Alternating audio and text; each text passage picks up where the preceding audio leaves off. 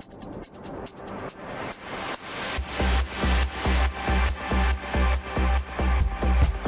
into your seats and get ready.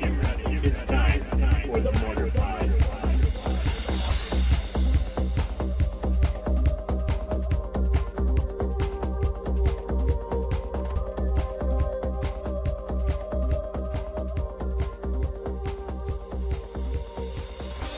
Hey everybody, it's Alex from SeemsGoodMagic.com. Welcome to this week's episode of the Mortarpod. Jake and I finally finish up all the Theros spoilers, so actually I'll be honest, we missed a few of the multicolor ones. I forgot, so we missed maybe like 7 of the spoilers, but hopefully you can just figure out the power level of those on your own. But we've got all the monocolored spells and all the artifacts and stuff, so we finish off the spoilers. Kind of exciting. Definitely a lot of good strategy that I think is pretty exciting, and we drew a lot of parallels to Rise of the Eldrazi, so you start to see a lot of similarities between this set and that set in terms of how they're played in Limited. But anyway, the Mortarpod is brought to you by SeemsGoodMagic.com. It's my website, started a couple years ago. It's had a pretty big community grow out of it, and I'm loving it, so I really appreciate all the feedback I've gotten from you guys these last couple years, and I just have been recording draft videos in all that time and have learned a lot in these last couple years. It's also brought to you by VerenCamp.com, VeRenkamp.com. Scott Verencamp designed SeemsGoodMagic.com. I thought he did a great job, and I have him working on my current board game that is unnamed as of yet, but he's doing a lot of the template work for that, so I'm kind of excited to see what he can do. So if you like the way SeemsGoodMagic.com looks, check out VerenCamp.com. He does great work. So, yep, we're going to wrap up the spoilers for you here. Hope you enjoy it. Oh, I just also want to say you can email me, mortarpod@seemsgoodmagic.com. Feel free to do that about anything, any questions, concerns. I read every single one, and I'd be happy to respond to you if you have any questions or concerns, comments, anything like that. Follow us on Twitter @SeemsGoodMagic, and that's when you'll know if I'm live streaming or if I have to miss a live stream or any other sort of significant events I put on Twitter. So feel free to follow us on that. And then live stream times are Tuesdays and Thursdays, 7 p.m. Central Time, and that's at twitch.tv/Inez27. Okay, without further ado, we wrap up the spoilers. Enjoy. Okay, so we're going to go through the remaining spoilers. We're using this mythicspoiler.com website instead of Salvation because we do kind of want to look at the pictures. Yeah, Plus, Salvation is good if you want to just read the text form, but we like pictures. Well, plus Jake kind of pointed out that maybe this website's presumably showing their spoilers in the latest. Yeah, the most recent spoilers are shown first, which is convenient for us going through these. Us, hopefully. All right, so let's do the white ones. Citizen Griffin, 5 mana. These are all white cards we'll go through first. So 5 mana, 3/2 flyer, and then it has a green ability, 2 and 2 green, and it gets +2/+2, and you can only use it once each turn. This card's actually pretty badass, I think, in limited. Yeah. If you're green white, 3/2 flyer for 4 at for 5 at common is not terrible for white. Yeah, certainly playable. I mean, I guess you could argue like Assault Griffin was in core set, but I would say the additional bonus on this. Yeah, adding an ability always adds an extra mana, it seems like, so and I think this is fair. And 4-turn clock. Yeah. The other thing I've noticed about this set as a whole is that it seems very geared toward late game. So having an evasion, like an evasive guy too, is really good for you because there's not a ton of evasion in this set either that I've noticed. It's really limited to flying and monstrosity trample pretty much. And the removal that we've seen. Yeah. Because we kind of looked through the whole thing yesterday to sort of get an idea of what this set looks like. And it looks like on the whole the removal is sort of not lackluster, but just not as. It's very. This one's going to be a really creature-oriented set. It looks like as far as combat goes, that's how you're going to typically be removing things. As far as what I've seen, and they've just nerfed a lot of the removal. A lot of the things that you would expect to be there For example, Vanquish the Foul, which I think we've talked about, and I was not pleased with when we were talking about it. It's a 6-mana sorcery that only destroys a 4-power or greater guy and lets you scry 1. For 6 mana, right? Yeah, for 6 mana. And Reprisal, I think, is kind of the key comparison there. Yeah. And that one is just, it's either bury it, so destroy and no regen, or it's exile it. I think it's destroy and no regen on a 4-power guy for 2 mana at instant speed. So, and that's an old card.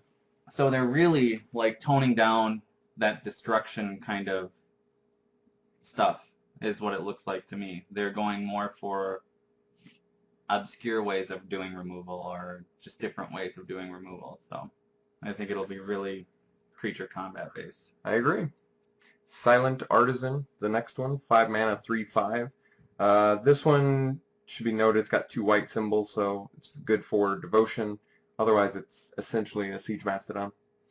So nothing too exciting there. Traveling Philosopher next, 2 mana, 2/2 in white. So formerly, what was the Errant or the Knight? Knight Errant, yeah. Is that what his name was? Mm-hmm. Okay. So pretty much the same thing. You were saying yesterday. Glory Seeker. Doesn't.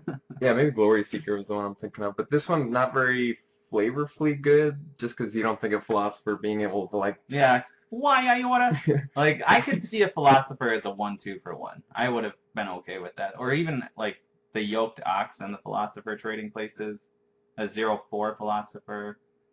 That makes more sense to me than having power on a Philosopher. Doesn't really make sense because this is a Philosopher that wrestles and kills grizzly bears with her bare hands. It's the Amaratandris of this set. Yoked Ox, the next one you just mentioned, it's a 1 mana, it's a 1 white for a 0/4 Ox creature. It's funny because Yoked is also synonymous with being like really strong too, but this card is like not strong at all. Yeah. But you said I guess the clearest parallel is Kraken Hatchling. Yeah. But I mean, this is a Aura set, so 0/4 for 1, possibly even more playable. Yeah, than Kraken Hatchling was. true. Presumably more playable. Mm-hmm. Leonin Snarecaster, 2 mana, 2/1, and when it enters the battlefield, tap target creature. Kind of like this one. It reminds me of the Goblin Path Cutter or whatever. Is that what his name was? The one from Core Set, the 2/1 that makes it so people can't short block. cutter. Short cutter, yeah. So I think this is fulfilling a pretty similar role. Just it taps it instead. Somnomancer from Shadowmoor was blue-white hybrid 2/1 that did the same thing. So easier on the colored mana. Mm-hmm. Ray of Dissolution next. 2 and a white, instant, destroy target enchantment, and you gain 3 life. Obviously good in this set. Very enchantment heavy. A lot of enchantment creatures, enchantment artifacts, enchantment, all sorts of permanents. I'm surprised that they went with destroy target artifact or target enchantment on this one, and then later we'll see a green one. Or maybe we already talked about that one last week. But Did it exile? Yeah, it exiles it, and it's exile an enchantment or artifact. So you feel like it should be vice versa? Kind of, but I mean, typically white is the color of exile and green is not. Like just typically. Yeah, so. That's true. Scholar of Athreos. 2 and a white, 1/4, and then it has a black ability, 2 and a black. Each opponent loses 1 life. You gain life equal to the life lost this way. So maybe we can briefly talk about what your theory is of how they're going to do this whole block in terms of not multicolor, but creatures with... yeah. So there are minor gods that are all dual color. They'll be for the guilds. Basically, they'll be the guild colors. So Athreos, we're just basically led to believe that it's the white-black god. And they're going to have this kind of... There's going to be 2 commons per color, that'll have an off-color ability. Setessan Griffin is the green off-color ability, and then the Scholar of Athreos is the black one. So that takes care of your enemy color off-color ability and your ally color off-color ability. And then they'll probably flip it with the next set. So the next one that's a white card with an off-color ability will be red for the enemy color and then blue for the ally color. And that's throughout the whole rest of this set. You'll see like the blue one that presumably it has a white activated ability, I suppose. The black one then wouldn't have a white ability, it would have the green ability instead. So you'll see all these parallels as we do the rest of the spoilers, but it's kind of like the flashback, I guess, from Innistrad. That's the closest parallel I can draw. They did 2 off-color flashback cards in Innistrad in the same vein as these, and then in Dark Ascension they flipped it and did their other 2 color combinations that were missing. So, Well, it worked well for Innistrad Yeah. Limited, so we'll see if Theros can keep up with that. Mhm. So far, though, it does look like Innistrad had better removal than this set has. Just Oh, yeah. better in terms of more efficient and more, But there was more a hard hitting. much better aggro strategy in Innistrad than what I see in this set. Mhm. So this, I get the impression it's going to be you have one big guy on your team, and if you're white in particular, you're probably going to want to aura up a big, like one guy that can get through and keep the ground safe with like Yoked Ox and other high toughness guys like the Scholar of Athreos, and then get in with your flying guy or whatever So that it's has just- auras on it. So it's kind of like encouraging you to play more auras, Mhm. encouraging you to play more instant sorceries that target your creatures for Yeah. heroic generation. And white is, I think, going to be one of the harder colors to play in this block because every other color gets some really large creatures at higher cost, whereas white is usually the small guys, big army color. So you'll have maybe a lot of weak guys, but you'll have a lot of them. So I think they needed to juice it, and I don't know that they juiced it enough to make it really worthwhile, but that's probably what they were trying to go for with their white, and that's why a lot of the heroic white cards just put counters on them because they need to grow them to compete with the later game stuff from other colors. Mm-hmm. So anyway, Scholar of Athreos, I'd say it's a pretty good card if you're in white-black. I like It's that. even good in white, like just to have a 1/4. 1/4 is good, so good blocker, and then excellent mana sink for the Mhm. late game. Yeah, Very, activating that twice in a turn is absolutely great. Yeah. 4-point life swing is very good for 6 mana every Mhm. turn. Setessan Battle Priest next, 2 mana, 1/3 with heroic. You gain 2 life when you target it with a spell, so kind of a lackluster one, but still, if you have auras, I could see that 2 life helping you in some situations. But this is like one of the few heroic and white that are sort of off the theme of getting the +1/+1 counter. A lot of them did counters, so I was actually just thinking they were just going to do that for the white heroic ability because it seemed to work really well, and when you're looking at the other cards from the set, that's really what white needs, is to grow big guys to compete with the late game stuff of other colors. I think this one should have been 2 white mana to cast, actually, just to give you more devotion. Would have been nice. Yeah. Evangel of Heliod, 4 and 2 white, 1/3 human cleric, and when it enters the battlefield, you put a number of 1/1 white soldier creature tokens onto the battlefield equal to your devotion to white.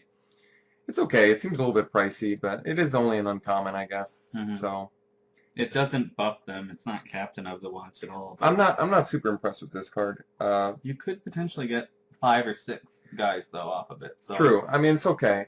I mean, it's certainly playable.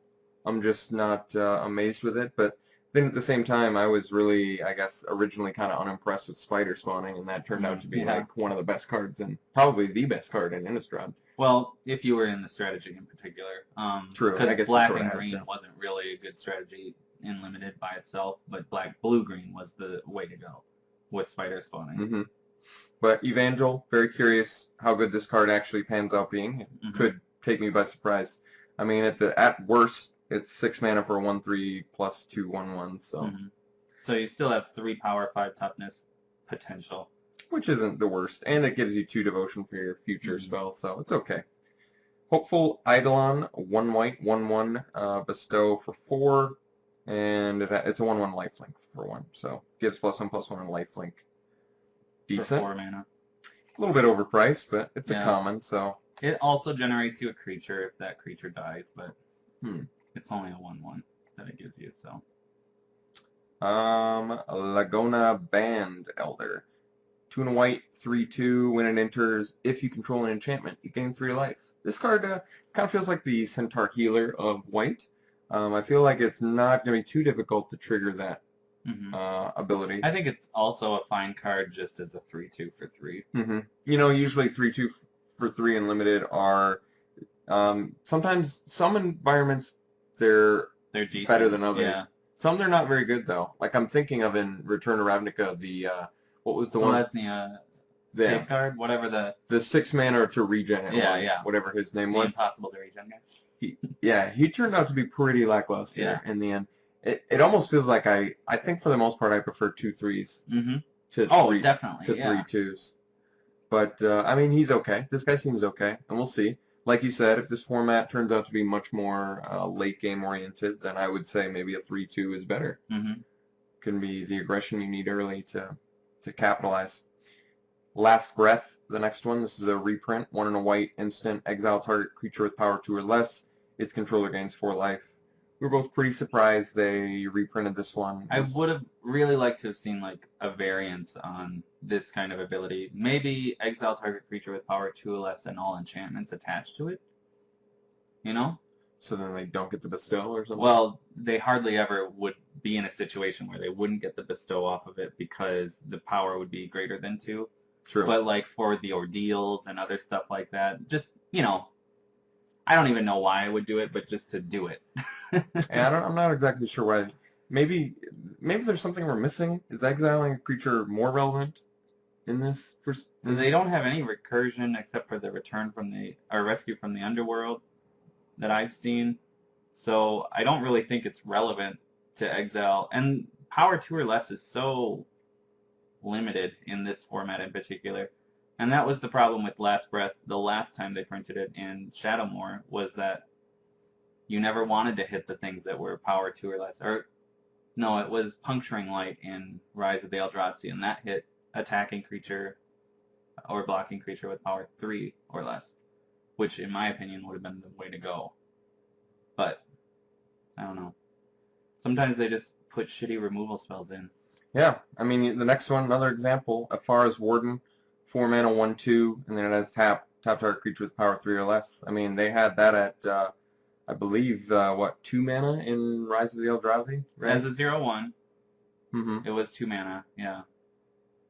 So two extra mana gets you +1/+1. Which doesn't feel worth it. No. Because you're already, I mean, with the 2-drop... I would have rather this been a 3 mana 1/1 with that ability. Or a 4 mana 0/4 or something, so it can at least block. And but then it doesn't really block later, tap them down early. I guess it doesn't really work as a blocker though. I guess not. I don't know. This just seems so.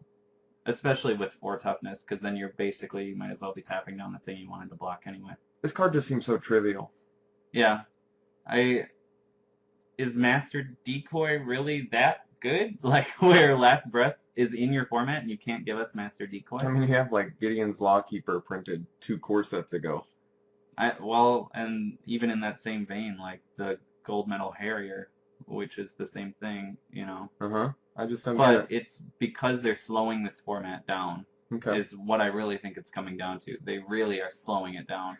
And if they had made this, like, I can understand why you wouldn't want to make it just tap target creature, because you've got this full line of encompassing many colors, monstrosity cards.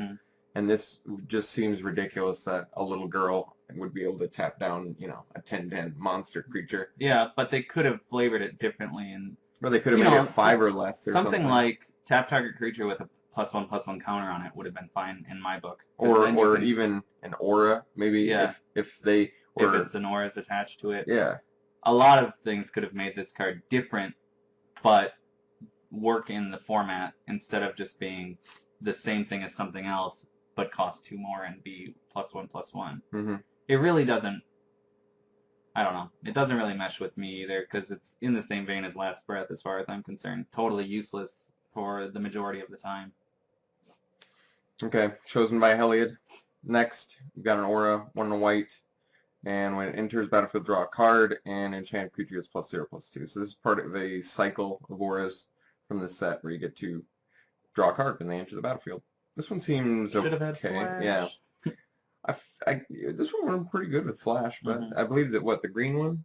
Has The green life. one doesn't draw you a card, but maybe it does. I thought it did. I guess we'll find out. Yeah. But this card's okay. I mean, auras in the set seem pretty playable, and ones that replace themselves seem pretty good. Mm-hmm. With all the heroic spells Yeah. floating around, I like it. Decorated Griffin, 5 mana, 2/3 flyer at uncommon, and then has 1 and a white. Prevent the next 1 combat damage that would be dealt to you this turn. Seems playable. Certainly not amazing. I wouldn't want more than 1, really. No. But Definitely not more than one. I could see it. We were talking, because I mean, on the surface, it definitely looks pretty bad. But, you know, late game, you have 6 mana. You're preventing 3 damage, something swinging at you. So if you're top decking blanks, it's a good mana sink. It's like, whatever. This card's good for that. I'm gonna race your 4-power guy on the ground because I've got the extra mana. Yeah, but this guy definitely not something you want more than 1 of in your deck. No, in limited. Not that great.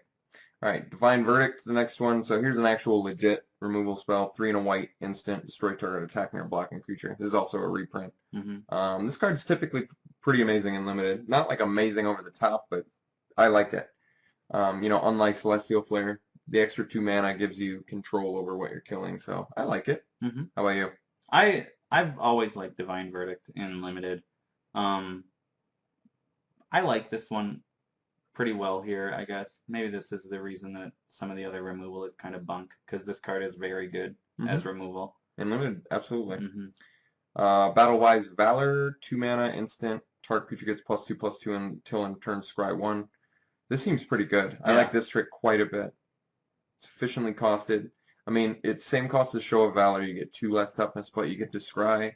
Do you like that trade more or less? Or is it going to take playing to find out? The 4 toughness is pretty much irrelevant in other limited formats. This one, the 4 toughness is probably a lot more relevant. But, you know, I'm not necessarily a fan of slapping scry onto the end of stuff to, like, make it work, but that's what they've decided to do with it as an ability, and I guess that's fine. But they never give them good names based on the fact that they scry. I mean, battle-wise Valor makes a little more sense. Yeah, you're wise to battle. And scry and white, as much as they're doing it here, it feels weird to me because we've talked about how white is kind of the color that just does not get card draw. Mm-hmm. I mean, they have in the past, very, very rarely, but like. And like with a lot of stipulations attached to it, or trading off a few turns of drawing for 1 large lump sum.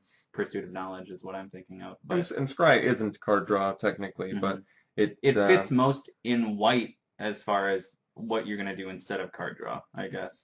But like black, blue, green, and red all have access to straight up card draw, just with different, you know, stipulations attached to them.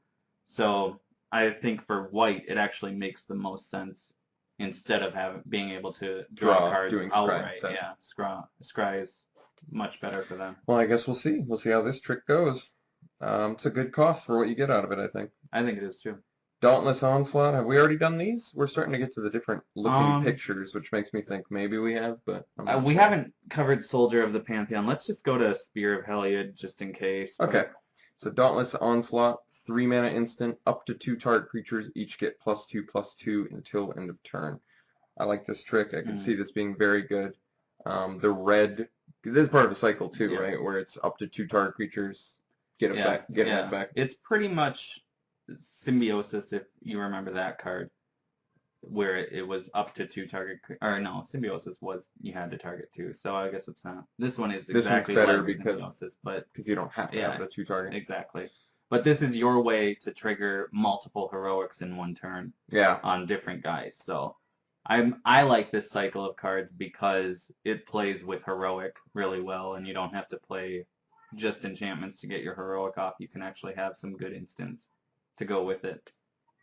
Seems pretty good. Yeah, definitely seems playable. All right, Fabled Hero next. 1 and 2 white, 2/2 double striker with heroic. Gets a +1/+1 counter. Obviously rare since it's quite good. I wish this guy could block 2 guys. Because I don't know, 100-handed one can block 100 guys. 100 guys, yeah. I like this guy a lot. Obviously a good rare. How playable is he going to be beyond? I mean, clearly playable and limited. Constructed, good enough? Maybe, possibly. Mirren Crusader. Yeah, no, I think he's okay in constructed for sure. We'll see. I mean, I guess Fencing Ace is mana cheaper. And I guess we did kind of think that heroic probably not that constructed translatable, but It really depends on how well auras play, because Ethereal Armor and Ordeal of Heliod are both fine auras, to put on a double striker. yeah, that's true. So Ethereal Armor on this 1 mana, doing an additional 4 damage. so it becomes basically an 8 power guy. Mm-hmm. And the same with Fencing Ace, except for you don't get the heroic off of that, but you get, you get to boost him. And I'm curious to see if heroic makes a splash into Constructed. The other thing, actually, I was thinking was Boros with heroic, and you have access then to Martial Glory, which is already one that can target 2 things, or Common Bond Good in point. green-white. Actually, Martial Glory seems really good if you have a couple heroic creatures. I like that. So that's fascinating. We'll see if heroic makes. I guess even Monstrosity is not likely to make constructed. I think right? Monstrosity is probably not likely. There might be a few, but I don't think you're playing them for the Monstrosity. I think they're just that good by themselves, and that's what I've been saying the whole time about Monstrosity, is that it's just the creatures are so efficient that you never need to go into monstrous form on them, but if you do, it's like an added bonus. Yeah, there was only like 2 Monstrosity cards we covered that I actually think have the possibility of making, and it's Polykranos, mostly because it's a 4 mana 5/5.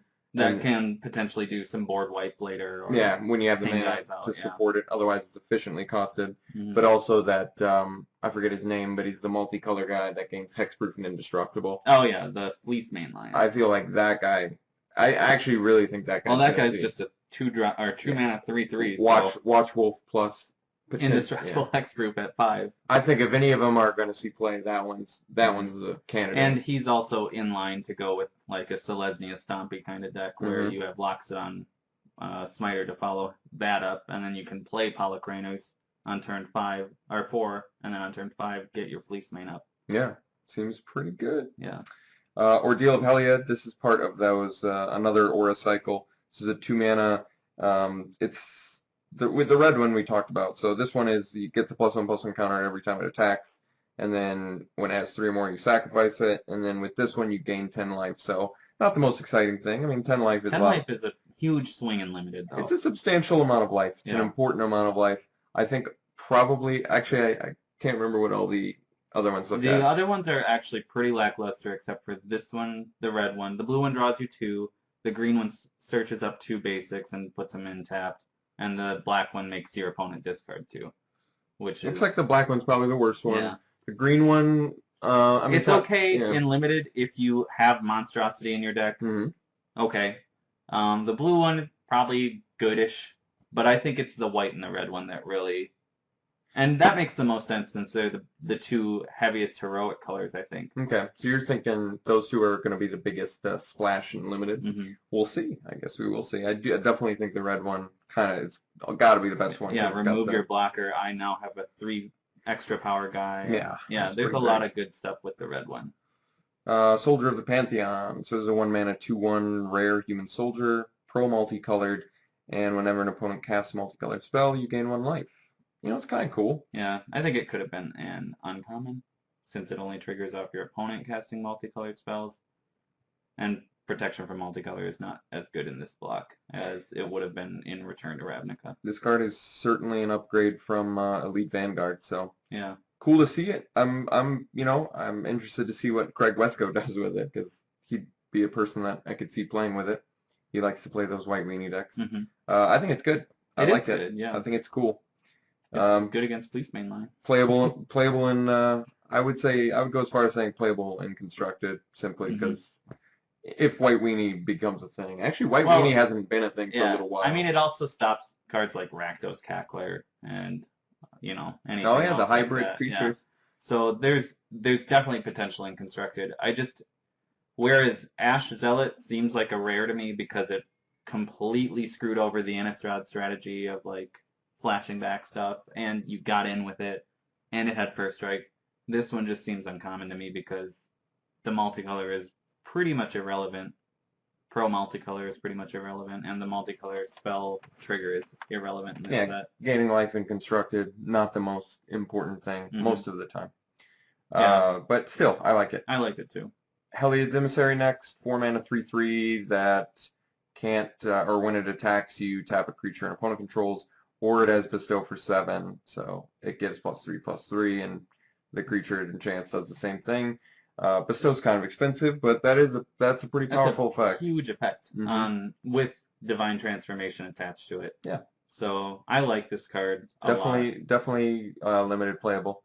As a 4 mana 3/3 that attacks and taps too. It's like a little bigger Master of Diversion. I like this card a lot. I think it's good. Good uncommon.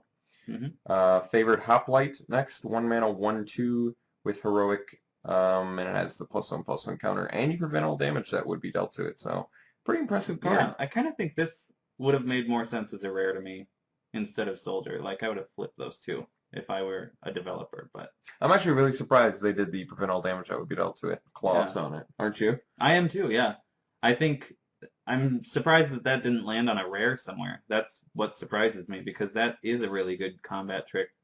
Like Battle-Wise Valor on this guy is +3/+3, permanent +1/+1, and then I prevent all damage to him anyway, so I can block your monstrous guy, potentially kill it. This guy seems highly playable. Yeah, and at 1 mana. Definitely a good uncommon. All right, let's move to blue here.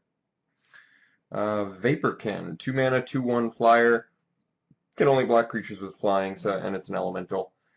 This card is similar to the Welkin Turn. And yeah, I mean, just in a creature type, presumably more relevant for this format. I'm not sure. Our elementals. It looks like it doesn't fly. It looks like it has Island Walk, but you know.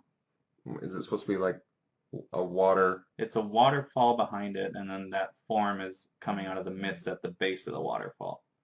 So. Interesting. Yeah. Triton Tactics next. 1 blue instant. This is a really interesting card. So up to 2 target creatures each get +0/+3 until end of turn. Untap those creatures, and at this turn's next end of combat, tap each creature that was blocked by one of those creatures this turn. And it doesn't untap during its controller's next untap step. So Jake was kind of pointing out I think the oddest part about this card is the fact that it boosts creatures' toughness, which is typically not something blue does. Blue's move is typically making your opponent's creatures lose power. So interesting. I definitely think this card is playable. I like it. I think it would have been a little cooler if they gained an ability like up to 2 target creatures each gain, and then you would put the ability in quotes where it's that doesn't untap clause. And then whenever this blocks a creature this turn, that creature gets -3/-0 until end of turn. Just to make it a little different. But I see what they were going for sure. And at 1 mana, it seems fairly relevant. And it seems like something you're going to have to be really conscious of in Limited, too, at 1 mana. You don't want to get blown out by this thing. Because it can be a really big blowout, especially if your opponent is blue-white, and they have good heroic guys out that get those +1/+1 counters. And the fact that you're untapping them, too, like, they can literally, like, attack you at their convenience and just leave 1 island back, and then you really have to be like, ugh, can I even attack into thankfully, this? Yeah, actually, I didn't even think of the untap clause on it, but that's really crazy, actually. Because then it's like... When you compare this to the white one that doesn't untap and just gives +2/+2, I mean, this one seems really strong. Yeah, I mean, obviously it was made to be offensive because of the tap. They don't untap, or tap and they don't untap, but defensively, too, it seems really useful and a good way to sort of trick your opponent. Triton Shore Thief next, 1 blue for 1/2. Merfolk Rogue. So someone for the last podcast commented that they thought it was dumb that they got rid of the Merfolk Lord in core set now that we've got a set coming out with all these Merfolk. It's like, what was the reasoning behind that? They gave us, Master of the Pearl Trident in M13, and then, didn't see a single second of constructed play. And now we have an entire block that's going to have, this relevant old school. It's like they don't even want people to do tribal either. Except Minotaur tribal? Yeah, like they're just pushing Minotaur tribal. So I don't really, that's a really good point. And I don't even think Master of the Pearl Trident would have been the best one to give him. I would have given him the Merfolk Sovereign or whatever, the one that just taps to make a merfolk unblockable, because it's 3 mana and it's not as powerful as Master of the Pearl Trident, but I don't know. But anyway, 1 mana, 1/2, whatever. Yeah. Little blase. Thassa's Bounty next. 6 mana, sorcery, draw 3 cards. Starter player puts the top 3 cards of his or her library into his or her graveyard. So, 2 more expensive than Concentrate, and it mills them for 3. Not the best card, but I like this one. presumably playable and limited. Red common. Yep. 6 mana, draw 3. Works. Quick and dirty. Well, not quick, but No. definitely dirty. Dirty. Stymied Hopes. 2 mana instant. Counter target spell unless its controller pays 1. Scry. I like this card a lot. This is another one of those things you're going to have to be really I like conscious this one of. too. I really hate that they don't like try and think of cool ways to make Scry part of the name, you know? What was, this reminds me of like Frightful Delusion from Innistrad. That was an extra mana, but what was it that card did? Wasn't it you looked at their... No, that's Didn't you Night You Terrors. got to draw a card, didn't you? What's did you- Frightful Delusions? I thought it was the 3, or am I saying the wrong card? I thought Frightful... Oh, yeah. Counter... Yeah. Oh, wait. They discard a card. Uh-huh. Okay. This card, I mean... I played this in Sealed, like when the set was first dropped. I liked it there, actually, Yeah, and that was fine. because they play so many fatties. Yeah, exactly. And you're forced to play shit cards that are expensive in Sealed, but Mhm. and so it worked there. But this card ultimately not that great. But at least its name made you think that they were actually going crazy, and so they had to discard a card or something. Stymied Hopes, on the other hand, I like. I do like it. I think this card's good. Sea God's Revenge we've got next is the 6 mana sorcery.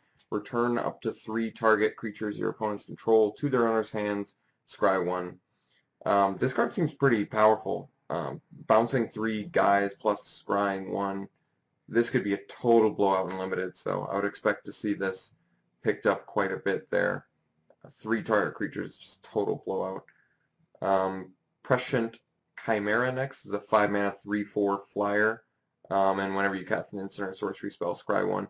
This card's remarkable because it's common. I think this card's going to be highly played. Yes, it's 5 mana, but 5 mana 3/4 flyer that lets you scry 1. I really like this card a lot. That Prescient Chimera, I was just talking about that. Plus you get, since it's 2 blue yeah. and the mana cost, it's got the Devotion. The card seems really good. Yeah. I like it a lot. And that common. It looks like they're really making the blue creatures actually better flyers than the white ones this time around. Mnemonic Walls, the next one. This is a reprint from Rise of the Rise, Eldrazi. Okay, 5 mana, 0/4, Defender, Wall, and when it enters the battlefield, return target instant or sorcery card from your graveyard to your hand. So, Archaeomancer ability for an additional mana, but you get 2 more toughness, 1 less power. Still think I like Archaeomancer more. And actually, Archaeomancer in this set would have been better for Devotion, too, so... Yeah. Still, Mnemonic Walls, super playable for the most part. We'll see how playable it is in this heavily enchantment set, but Yeah. could be less relevant. Like Automancer would have made sense in Theros, you know? Yeah. But they put that in core set, so at least it's around in standard if you want it. Meletis Charlatan. Here's a rare 3 mana 2/3, 2 and a blue, tap. The controller of target instant or sorcery spell copies it. That player may choose new targets for the copy. So where have we seen this effect before on creatures? Echo Mage is the level up Rise of the Eldrazi guy. Okay. Yep, that And does he it. let it do, you get the copy every time. What about the, Sigil Tracer. I feel like there was one from like Shadowmoor or Eventide that copied cheaper spells, or maybe it wasn't from that, but it was red and blue. What was the red and blue mashup one? Like, Well, it was mirrored something. No, that's not it. Mirror Sheen is what it is. It's an enchantment. I'm actually thinking about the creature. There's like a creature that copies an instant or a sorcery, and it's like 2 or less or something. Is it Guildmage from Ravnica. Ravnica? Okay. Yeah. Is it Guildmage was a cheaper example of what this card does, but highly... There's Nivix Guildmage then. I mean, Yeah. much closer to what you're going for. True. So Nivix, they've definitely done this before. It does look like it's primarily red-blue in the past, and this one is just straight blue. But I think this card's pretty playable. Yeah, it's fine. Certainly in because limited. you can't copy your opponent's stuff, which was, I think, always the thing that they were careful of. So You really can't get more expensive than 3 and effectively copy good instants and sorceries. So, yeah, it's an interest 2/3 as well. I like it. It'll be fun in limited. I could see it even as a first pick in limited too. double scry is potentially good off of some spells. Mhm. There's a lot of room for that card. Oh, Horizon Scholar, the next one, 6 mana, 4/4, uncommon flying Sphinx, and when it enters the battlefield, scry 2. Like it. Like it a lot. One more than the Sarah Angel or whatever, but you get to scry 2, which is pretty relevant. It's going to be super highly played in limited. I'd probably close to a first pick just because surprised that they it's so big. didn't push more into devotion on some of these higher end things. That you mean they're not more colored mana symbols? Yeah. Yeah, I guess that's a good point. Yeah, I don't know why they did that. I'm not sure. Yeah. Griptide. This is a reprint from Dark Ascension. 4 mana, instant, put target creature on top of its owner's library. This card was, it wasn't like super highly picked in Dark Ascension. I almost feel like it's probably going to be picked higher in this set because we're looking at auras, we're looking at monstrosity creatures. So it feels like it's more relevant in this than it was in Innistrad block. Fate Foretold, 2 mana aura. When it enters the battlefield, draw a card. When enchanted creature dies, its controller draws a card. Oh, so this is that one. Part of that cycle, yep. This is, it doesn't really do that much. I think Gives that's... you 1 devotion, draws you 2 cards potentially. That's about all it does. Okay, it seems a little bit lackluster. Probably going to go pretty late in limited, I would think, but potentially playable. Playable for sealed. Yep. If you have heroic going for you. Yep, if you got heroic going for you, maybe even playable in draft in a pinch if you just didn't end up with enough stuff to trigger heroic. Yeah, but I feel like you want to be white with heroic too, so a lot of the blue heroic guys aren't as great, except for the tap down one, which I think we've already covered in one of our previous podcasts anyway. So I kind of forgot him, but I'll have to take a look. Crackling Triton is next, 2 in a blue, 2/3 Merfolk Wizard, common. And then it's got 2 in a red, sack it, deals 2 damage to target creature or player. Like this card. Efficiently costed, or good cost to power toughness ratio. Certainly a relevant ability if you're in red. I definitely think it's going to see some play. We'll see how much multicolor actually gets played in this format. I'm really not sure yet. Coastline Chimera is next, 4 mana, 1/5 flyer, and then it's got 1 in a white. Can block an additional creature this turn. Playable, a little bit clunky, not super exciting, but certainly playable. 5 toughness flyer. 4 mana 1/5 is fine. And it can attack. It's got a or in blue, I mean. It's got a semi-relevant activated ability, so we'll see. I don't think it's super high on the picking order, but it's certainly playable. Breaching Hippocamp, 3 in a blue, 3/2 Horsefish with flash, and when it enters the battlefield, untap another target creature you control. I think this is actually going to be a pretty high pick. Mostly because it's a creature plus a combat trick. It's actually got a lot of abilities mashed up onto it, considering it's a common. It's like deal 3 to an attacking creature, and then one of your creatures can block something too. It feels good in blue. Yeah. I like it. Benthic Giant, 6 mana, 4/5, hexproof. I like it. Typically they make... I was trying to think. What was that 4 mana 2/2 flyer in blue from Corset? That had hexproof.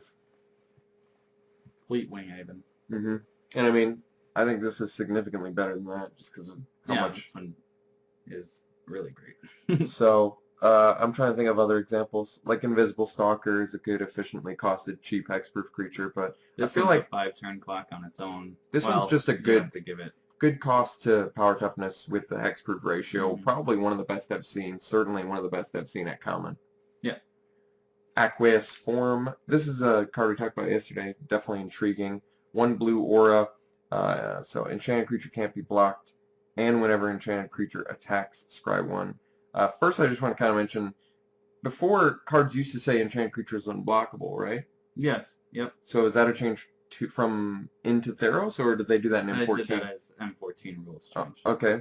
And what was the reasoning behind that, if It's you know? because whenever they said that there were other stipulations for blocking, that they would say this creature can't be blocked except by, or except if, you know, like it was written as enchanted creature can't be blocked except, you know. Mhm. So they just wanted to bring it all in line with that, so that you didn't think unblockable, enchanted creature is unblockable, was a keyword. Oh, I see. Okay. No, that makes sense. Yeah. Anyway, I like this card a lot. I Mhm. really like that This is a ability. great one. That ability matchup is very excellent, so Yeah. I'm excited to see what this card does. I see this as being fairly early pick just because being able to scry one every turn, Going into heroic off this is really good too. yeah, seems really good. Next card's a null. This is, whoopsie. 1 blue, instant counter target artifact or enchantment spell. Certainly playable in limited, this format. Beyond that, probably not so much. Seems a little bit too narrow. It's like what I do like about it is typically blue does not have interaction with enchantments. Mm-hmm. And this is an actual blue Yep. answer to enchantments. But I guess you could argue also weren't counterspells always an answer to enchantments? And you would be correct. So, But not the that most was amazing. like Blue's way to deal with it is countering it Mhm. or bouncing it. So, I mean, it's fine. I'm a little surprised that this one made it in. And Oh, at is this a reprint? cost. Yeah, it's been printed in Mirrodin, and it was printed in Urza's Saga, so it's always been printed in relevant sets. I'm just surprised that they did this one, and all the hard removal is shit. But this one is really great. Yeah, I mean, certainly you'd want a couple for your sideboard in limited. Mhm. Ordeal of Thassa, this is the blue part of that cycle where when they get the 3+1/+1 counters on it, you sack it and you get an ability. This one's cool. You draw 2 cards, so we were thinking this is probably the middle of the road of this cycle. Mhm. Prognostic Sphinx, 5 mana, 3/5, flyer. Discard a card and it gains hexproof until end of turn and tap it, and then whenever it attacks, scry 3. So presumably when they gave it hexproof, they wanted to tap it so you couldn't still block with it. But it seems kind of strange that they would do that since it's rare, you know? Mm-hmm. I know, it's so... And discarding a card is so harsh, too. I think it's because scrying 3 is sick. Yeah. That is some deep digging that you're able to do with this card. So that's true. they really wanted to just be like, okay. Nerf that hexproof. Yeah, it's like, you can protect it, and you can keep scrying 3, but you're not going to be able to block that turn. Mm-hmm. So if they're... That kind of, I mean, that shows you that if they have the removal spell, they still are motivated to use it on this creature. Yeah, but they got to do it pre-combat, too. Mm-hmm. And then it's more like a discard spell that just prevented you from scrying. Still, very Yeah. good. Scry 3 is huge. Swan Song, this is the next card, very exciting one. Absolutely going to see constructed play, I have no doubt. 1 blue, instant, counter target, enchantment, instant, or sorcery spell, and its controller puts a 2/2 blue bird creature token with flying onto the battlefield.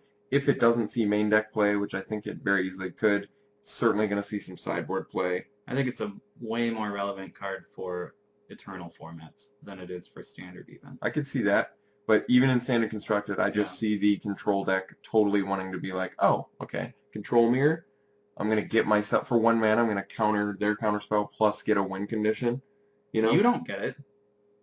Oh, it's controller. Yeah, oh, okay, yeah. No, this card, yeah. That's a disability, so they get the 2/2 flyer. All right, this card is like way worse than I thought. Yeah, okay. I was So wondering actually, why. this card's not going to see a lick of constructed play now that I think about it. I totally read this card completely wrong. For a while there, I thought this card was like an amazing But I do win think condition. I do think it's relevant for Eternal formats because countering your Force of Will that you're trying to stop my combo with, here have a 2/2, doesn't matter. Counter your like reanimate. I actually hate this card now. Counter a first turn exploration. I actually just absolutely hate this card now. I think it's terrible, especially at rare too.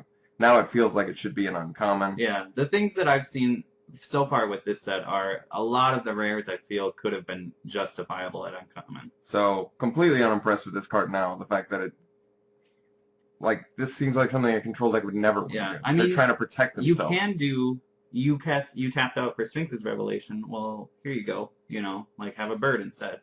It's pretty funny how much of a difference it makes that your opponent gets the bird when you're not getting the bird. So way, way, way less impressed with this card now. But the next one I am still impressed with. Dissolve is 1 and 2 blue instant. Counter target spell, scry 1. So at least we have a strict upgrade to cancel finally. Because I felt like what was the Scars of Mirrodin one that... Stoic Rebuttal. Yeah, I mean, it was a strict upgrade, but it was too narrow. It was too narrowly of an upgrade. Yeah, but this one could be counterspell. This one is just straight up. I like it. This seems like something that is going to go into Dissipate's place. Yep. And I like that. I think it's more playable than Render Silent on most occasions, though Render Silent is okay.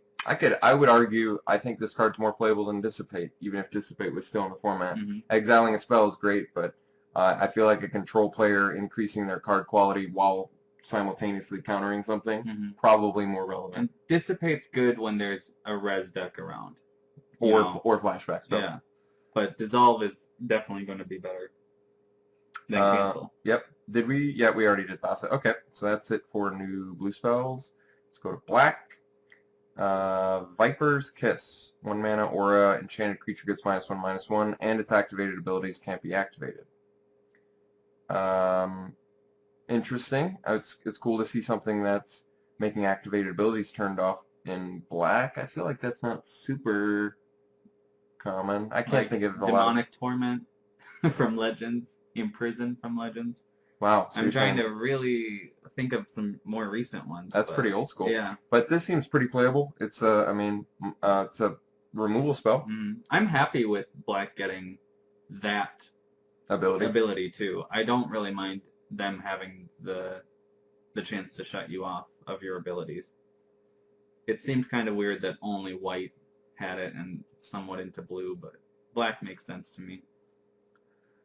Sip of Hemlock next. So 6 mana, sorcery, destroy a target creature. Its controller loses 2 life. Pretty relevant. We were talking about yesterday in Zendikar they had, I can't remember the name of it, but it was 3 mana. Destroy target non-black creature. Its controller loses 2 life. And I mean, this obviously better because it destroys any creature, but for the additional 3 mana, maybe not so much. Speed, yeah. But this is definitely an example of where the removal is going in this set. Slow, but powerful. I bet this would still be a pretty early pick. Yeah, I think you can take it because the monstrous creatures are so big when they get there. And just just a fine card. Stopping those white heroic creatures that might be huge. It's a nice out to that. Scourge Mark next. 2 mana aura. When it enters the battlefield, draw a card. Enchanted creature gets +1/+0. So part of that cycle of auras that net you a card. +1/+0. Clearly not that exciting, but I like it. Gives you devotion, boosts your guy. Replaces itself. I think it's going to go pretty late and limited, but it's certainly playable. Return Phalanx, 1 and a blue, 3/3 defender, zombie soldier, and it's got 1 and a blue. Return Phalanx can attack this turn as though it didn't have defender. I actually didn't see this card before. I like it. This card seems pretty good. Yeah, I'm fine with this one at 3/3 for 2, just as a defender. Good defender cost. I'm trying to... Rise of the Eldrazi had something similar. Ogre. Defender? Was that his name? No. What was that card? Well, whatever it was. He was a 2 mana 3/3, but he couldn't ever attack, so this one's got a little perk on it. Return Centaur, 4 mana, 2/4 zombie centaur, and when enters the battlefield, target player puts the top 4 cards of his or her library into his or her graveyard. Pretty cool. Is there going to be a mill strategy in this set? Now, I don't think there's strong enough mill cards to really support that at low enough cost to get there. But you know, milling always ends up being something you don't mind doing if it's attached to a decent card. So the next one, I mean, it's not very exciting. Otherwise, you know what I mean. Farika's Cure next. 2 black instant. Deals 2 damage to our creature, and you gain 2 life, so this is essentially Sorin's Thirst, except not related to Sorin. Seems pretty playable in this set. I like it. Mogus's Marauder, 3 mana, 2/2. When it enters the battlefield, up to X target creatures each gain Intimidate and Haste until end of turn, where X is your devotion to black. So this card's cool because he can get himself, so he's really, at worst, a 3 mana, 2/2, Intimidate, Haste until end of turn. Not bad. But I think it's actually just pretty playable in limited. March of the Returned, 4 mana. Return up to 2 target creature cards from your graveyard to your hand. Okay. It's a little pricey. I feel like there was something from Scar's Block that did it for 3 mana. Morbid.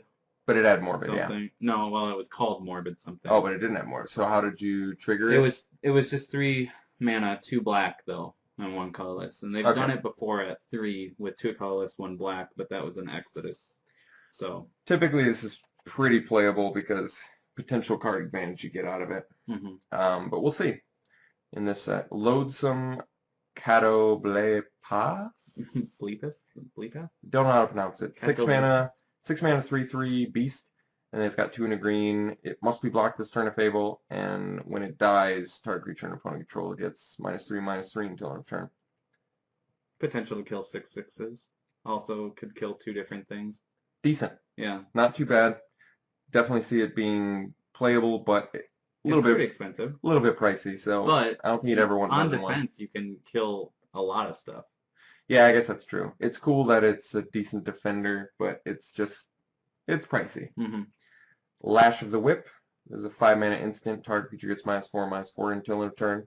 So, once again, removal not as good as it was in the past or in other sets. Grasp of Darkness from Scar's Block was 2 black for -4/-4. So 3 extra mana and does the same ability. I mean, in a vacuum, obviously, each one of those, when you compare them, Grasp is so much better. But in that set, you had common or uncommon indestructible creatures, and you had Infect early on. So you really needed to have early removal. Whereas this one, you really need to have the removal late, I think. So it depends on how the format plays out, but I really get the impression it's going much later in the game than Zendikar, Scars, and even Return to Ravnica with Rakdos, or Boros, you could really go fast. Insatiable Harpy next, 2 and 2 black, 2/2 flying lifelink. Big fan of this card in limited. I like evasion. I like lifelink with evasion. Seems very playable, especially in multiples. I could see this getting dangerous, especially in a heavy aura format. We're looking at a very dangerous flyer potentially, and it gives you 2 devotion. Everything about this card seems really good for this format. Fleshmad Steed, 2 mana, 2/2. Whenever another creature dies, tap it. It's got 6 legs. They basically made a worse Walking Dead. Yeah. But they're, like Jake said, they're not really, this doesn't seem like an aggressive format, so aggressive creatures in black, I guess, have to have a disadvantage. And that disadvantage is so... Yeah, it's not that important. Yeah. I mean, the best they've got is they remove something before you declare attackers, and then you can't attack with this either. So, not super exciting, but I bet it's playable and limited still. In a pinch if you need cheap creatures for some reason. Fellhide Minotaur, 3 mana, 2/3. Riot Devils of this set, except in black. Seems like it's probably playable. Erebus' Emissary. Actually, I think, did we do this one? Maybe we have gotten all these already. Well, we haven't seen some of these other ones, that's for sure. So, which ones? I would feel like just we go did down see to this. Ordeal. Maybe we didn't see this one. 4 mana, 3/3, and then it's got, what is it? I can't even read it. Discard a creature card and it does what? Yeah.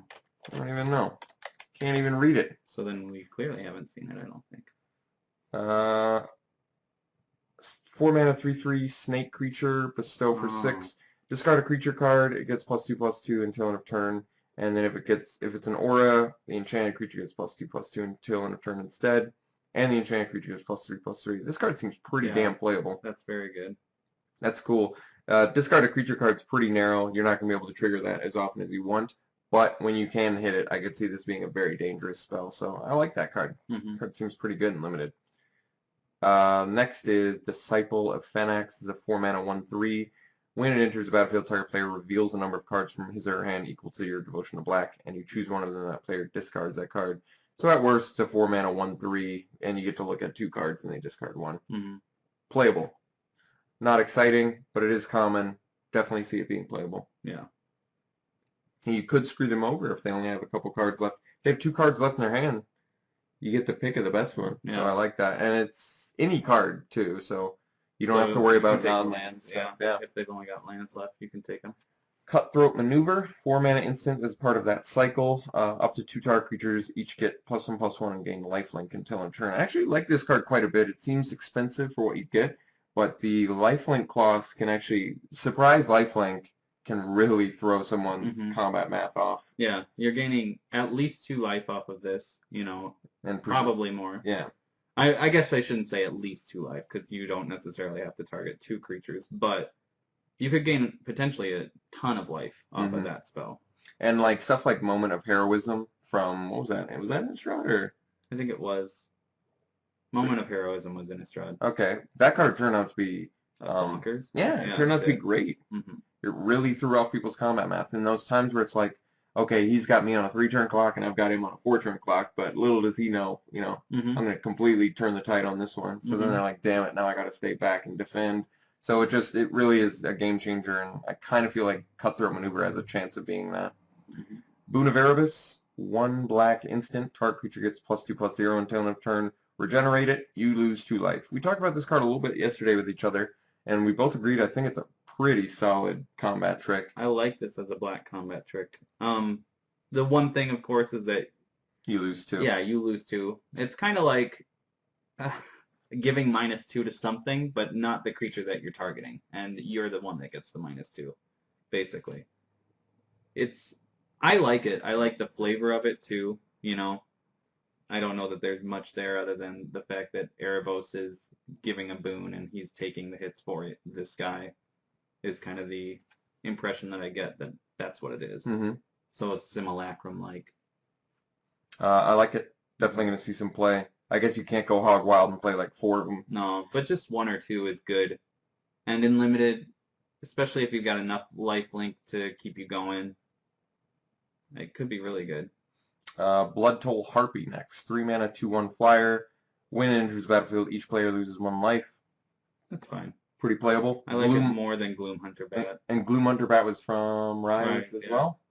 Seen a couple a of lot Rise. of parallels to Rise, I think, and because it's similar in what they're similar going for. structure where you've got the big fat creatures and poor removal. Baleful Eidolon is a 2-mana 1/1 Death Touch, and then Bestow for, is that 5? I can't actually even read that. Yeah, it's 5. Okay. Seems a little bit pricey, but it is a common, and it's got Death Touch, so playable. Especially with all the monstrosity creatures, he might actually prove to be kind of useful on his own. Asphodel Wanderer, 1 black, 1/1, and then it's got 2 and a black. Regenerate. I like it. Well Grudge enough. Skeleton. It's fine. I like that they're making Regenerate more expensive. Cards like Lotless Troll are super annoying. Yeah, we talked about a little bit that they're, maybe we didn't talk about it on the podcast, but kind of trying to back away. It feels like they're trying to back away from regen. Yeah, and I think it just comes down to they know that because they're not doing the no regen clause on anything, they have to make regen sort of a nerfed ability, because it might also be that players, just newer players in particular, don't really understand how good Regenerate is, because it is very good against a lot of removal. It's just very confusing to new players, because especially when you get the regen interactions with like First Strike, they're like, oh, so my guy kills your guy, right? Well, actually, my First Striker hits your guy, then he regens, which removes him from combat. Yeah. So no, my First Strike guy lives, and they're like, what the hell are you talking about? So regen is like not conducive to new. It's not intuitive. It's not an intuitive ability by any means. Yeah, and they're moving it more into indestructible, and I would actually rather they just make it pay X mana and it's indestructible until end of turn. Yeah, maybe that would be easier for players to figure out. I would rather that be the shift that they do instead of keeping regen around, because they've had to change trample, and they've had to get rid of banding.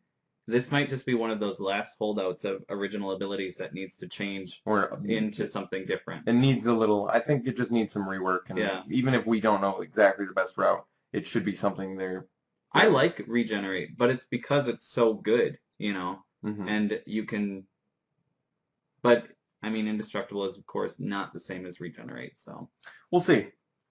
If they continue to do regen like this, where it's kind of overpriced. But Keepsake Gorgon, 5 mana, 2/5 Death Touch, and it's got 7 mana, Monstrosity 1, and when it becomes monstrous, destroy target non-Gorgon creature an opponent controls. I like this card a lot. It feels really good. 5 mana, 2/5 Death Touch. That alone is great. This is a great uncommon. I really feel like this card's powerful and limited.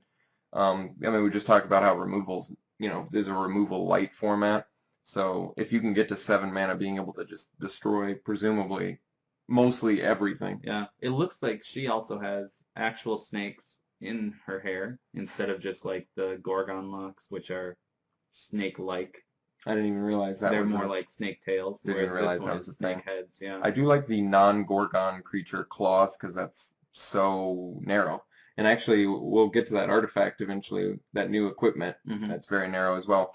Agent of the Fates, though, 3 mana, 3/2 human assassin with Death Touch. And then whenever you cast a spell that targets him, each opponent sacks a creature. I like this guy. Seems really strong. But it is a rare. So that's the way it goes. Super strong card. Ordeal of Erebus next, 2 mana. This is part of that cycle. This is the one that we said probably the worst one. They discard 2 cards. I still think it could definitely see some play. Giving your guy a permanent +3/+3 is fine. Yeah, so all of those Ordeal. Yeah. Is it Ordeal is the cycle? They're all Ordeals. Yeah. Okay. What an ordeal. All right. Wild Celebrants. Oh, we're on to red. Okay. Wild Celebrants. 5 mana, 5/3. Satyr creature. When it enters battlefield, destroy target artifact. Seems okay. Feels like enchantment would have been more relevant, but in red, they don't really get to interact with enchantments, so artifact certainly makes more sense. But as a 5 mana, 5/3, definitely seems playable. It's good cost ratio. Gives you a couple devotion. Titan's Strength is a 1 mana instant. Target creature gets +3/+1 until end of turn. Scry 1. I like this card quite a bit. Not only is it a combat trick, but you can almost use it like, Blood Rush that we've seen recently. A little 1 mana additional 3 damage out of nowhere. Scry 1, obviously good in red. Red does not get card draw too terribly often. They get it, but it's, like you were saying, the disadvantage is typically you have to discard first and or even discard at random. Discard your whole hand to get 2. I think there's a lot of different ways they've gone away from the discard at random to draw because that seems so bad. Unless you're drawing more than what you discard, then it's something else. But then it has to be, you play this card, you discard 1 at random, and then you draw 3. That's the only way to really make you gain any advantage from it. Spark Jolt next, 1 red instant, deals 1 damage to target creature or player. Scry 1. I like it. Feels pretty playable. Yeah, this one, it's funny that it's this and Magma Jet, Definitely like Magma Jet more. 1 damage and 1 scry, and then That's 1 at true. 2 damage and 2 scry. Yeah, and both in the same set, so interesting. Satyr Rambler next, 2 mana, 2/1 trample. Satyr creature. Obviously, the trample's pretty irrelevant on his own, but once again, Aura format. Trample seems pretty relevant in an Aura format, so I'm excited to see how this guy pans out. Yeah. Good with an ordeal on him. Rage of Perforos, 5 mana sorcery, deals 4 damage to target creature, can't be regenerated, and you get to scry 1. So this is I guess the red version of that -4/-4 one in black. But you get we've already found, 3 scry spells? It's pretty impressive. Yeah. Just in the first row. So I guess red is one of the major scry colors? Yeah, red and blue. Yeah. Priest of Irios, 1 red, 1/1 human cleric creature with 3 white, sack it, destroy target enchantment. Feels pretty damn relevant in this format. Not amazing, but playable. Portent of Betrayal. I think the reason it's not amazing is the fact that it's just a 1/1 on its own. So 1 mana 1/1 in red is always lackluster, but this one's a little more. Certainly a good sideboard card if you have the colors to support it. It's something you can at least play and get late game use out of, even blocking something and then destroying an aura that's equipped to it or attached to it. Yeah, maybe. Portent of Betrayal, 4 mana, sorcery, gain control of target creature until end of turn, untap it, gains haste. So it's the steel creature card, plus it's got scry on it. This should be interesting. I'd like to see how well this one stacks up with, the Mark of Mutiny and the Act of Treason and the Traitor's Instinct. I like that this one actually makes a call out to the fact that it scries. Because it's a portent. Yeah. What does portent mean again? It's like a... I think it's a premonition or something like that. No, that sounds right. Minotaur, Skull Cleaver, 3 mana, 2/2 haste, and when it enters the battlefield, it gets +2/+0 until a turn.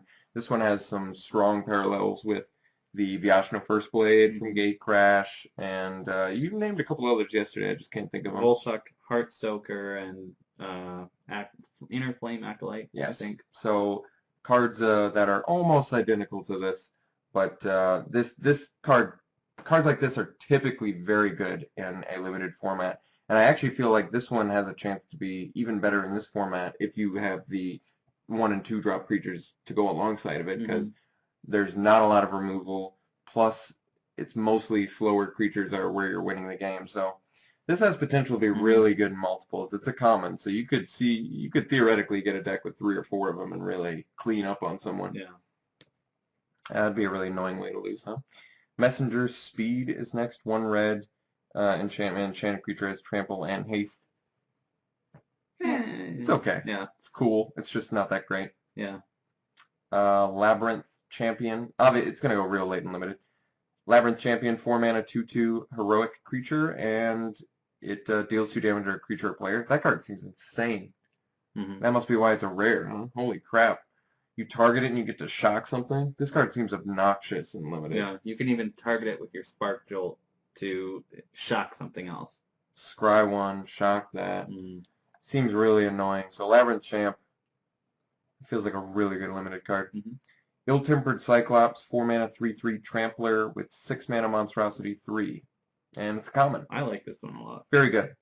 Red usually gets, I believe, the worst creatures. No, black, I guess, gets the worst.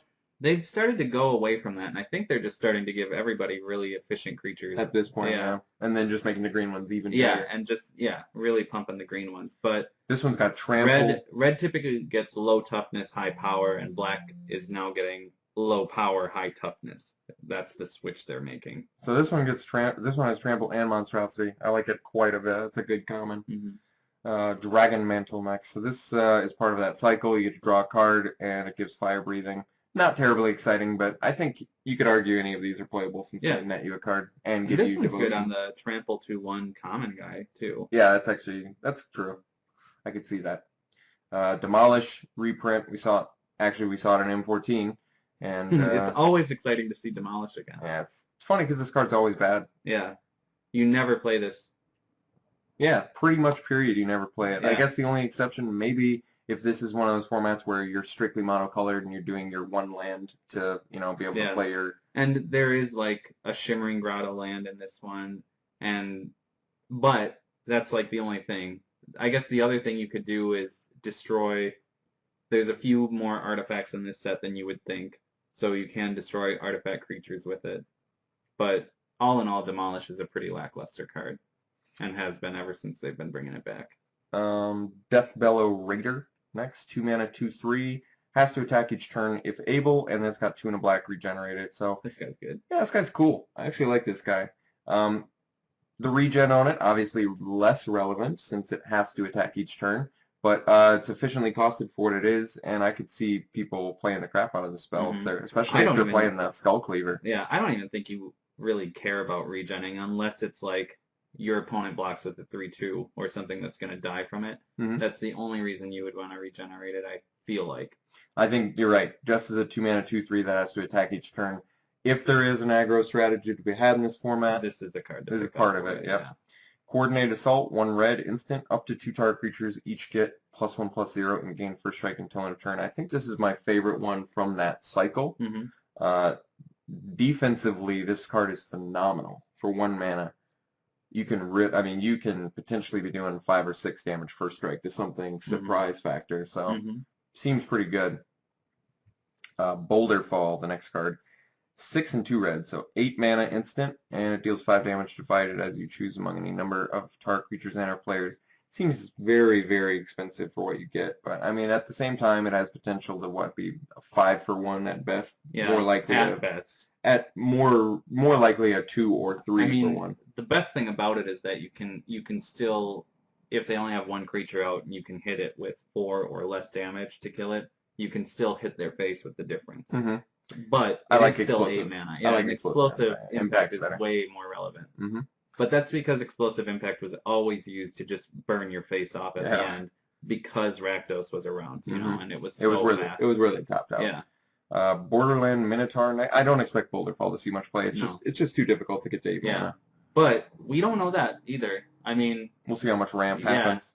And how difficult it is, or like how early game is, you know. If getting to late game is very possible, Boulderfall might be better. Borderland Minotaur next. 4 mana, 4/3, and that's it.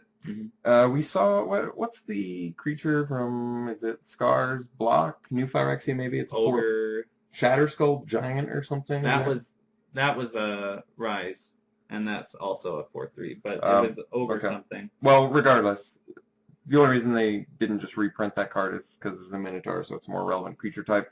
But these cards are typically very playable and limited. Just good efficient cost for what you get. Arena Athlete is next. 2 mana, 2/1, heroic.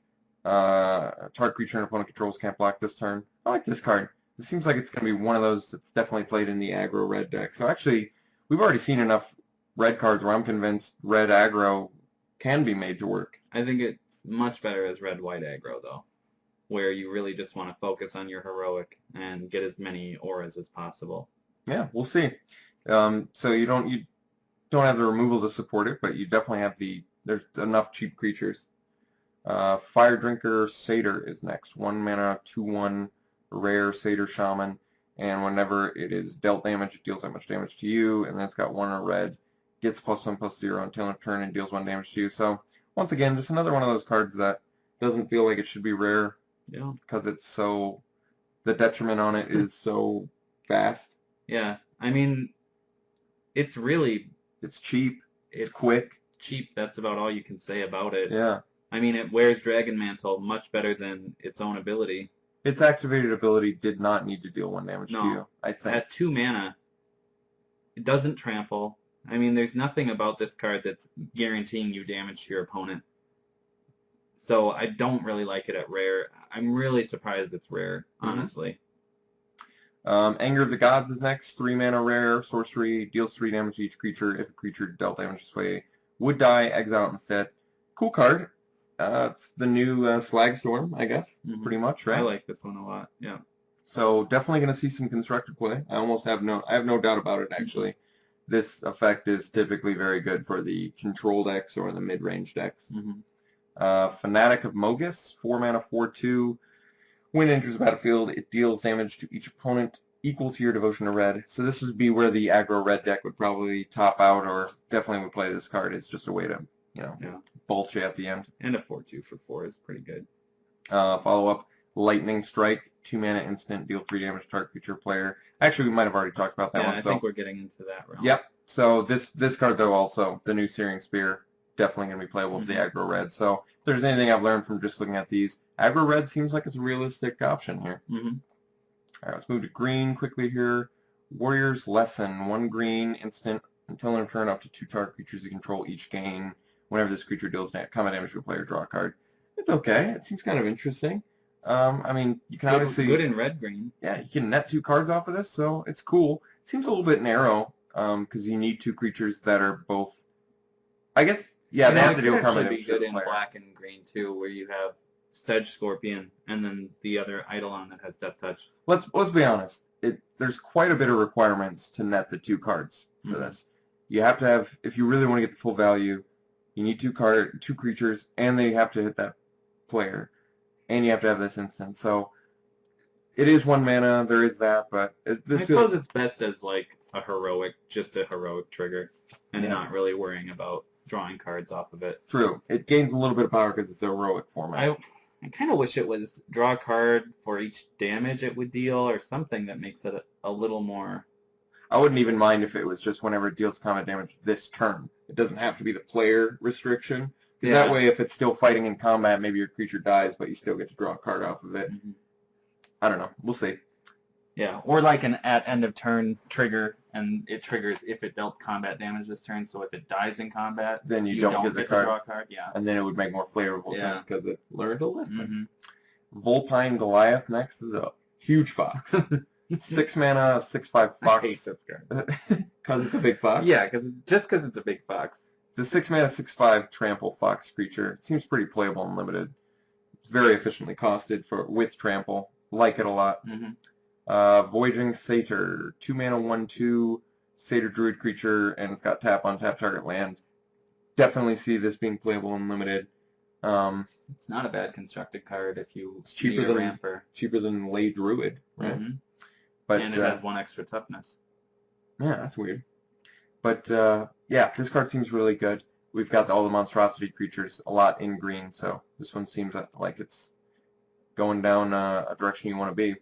Time to Feed. This is a 3 mana sorcery. 2-star creature an opponent controls. When that creature dies this turn, you gain 3 life. Target creature you control fights that creature. So This card's good. 2 more mana than Prey Upon, but potentially gaining 3 life out of the Most deal. likely gaining 3 life out of the deal. So I like it.